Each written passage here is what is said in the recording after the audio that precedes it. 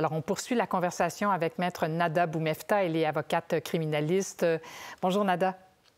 Bonjour, Isabelle. Alors, d'abord, il était passible à prison à vie. Il a reçu 4 ans et demi. Est-ce que c'est une peine qu'on peut considérer comme clémente?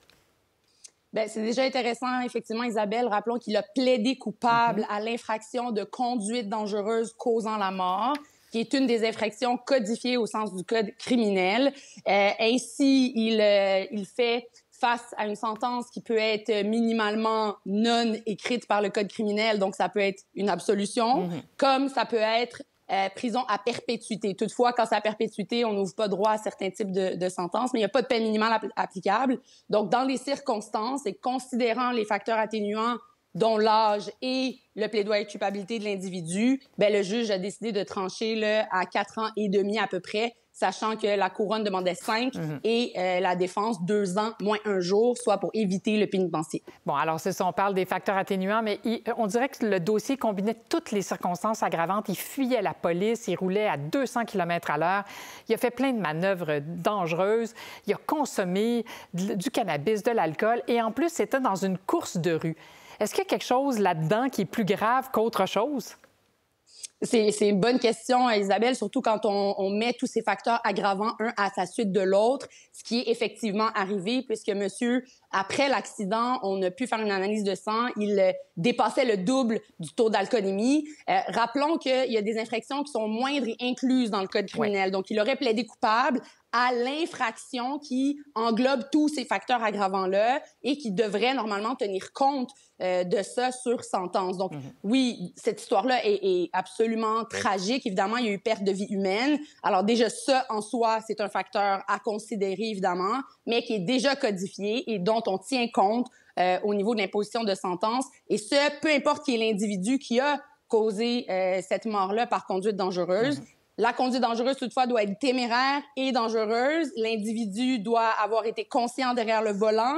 Ici, on comprend qu'il a admis. Donc, les faits étaient conscients qu'il conduisait dangereusement. On parle de 200 km/h, je pense, sur la route, Isabelle. Donc, c'est quand même assez sérieux. Et l'accident qui en a découlé, malheureusement, a mené à la perte de vie humaine. Mais tous ces facteurs-là, normalement, ont été considérés au moment de l'imposition de sentence. Justement, le fait que la victime avait 15 ans, est-ce que ça, c'est un facteur aggravant? Ou pas? Normalement, quand on parle de perte de vie humaine, il s'agit déjà en soi d'un facteur qui est aggravant au sens du Code criminel. Rappelons que le crime le plus grave est le meurtre.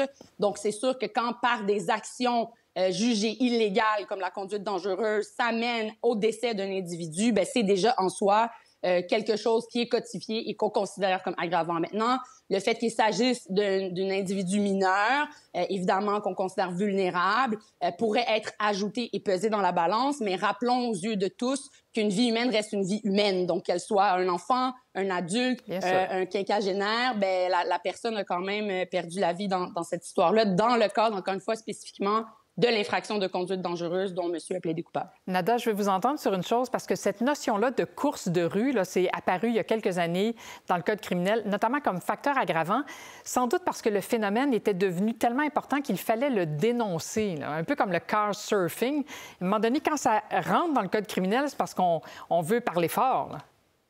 Absolument. Il y a plusieurs moyens pour une société de parler fort en termes juridiques. D'abord, via le législateur, donc celui qui rédige et modifie les lois, donc l'État. Alors, la définition de street racing et course de rue a été ajoutée dans la section de définition du Code criminel. En ce sens-là, quand on parle à ce moment-là de l'infraction de conduite dangereuse, il y a même celle de course de rue qui est spécifiée dans le Code criminel. Alors, on voit qu'il y a 2 types d'infractions dont monsieur aurait pu être accusé aussi, donc de courses dans la rue. Toutefois, l'accusation, il y a des courses dans la rue qui peuvent mener à des lésions et la mort aussi, rappelons-le, c'est également codifié. Toutefois, dans la globalité de la preuve qu'il y avait contre cet individu-là, ben, l'accusation retenue a été celle de conduite dangereuse causant la mort. Alors oui, quand c'est ajouté par le législateur, c'est pour faire parler fort, mais surtout pour rappeler aux citoyens et citoyennes que c'est un type de fléau qu'on aimerait voir éradiquer de notre société et s'assurer qu'on comprenne que ça vient avec des sentences, espérons-le, exemplaires qui vont éviter que d'autres répètent ce type d'incident-là, même si c'est bien le fun de conduire vite.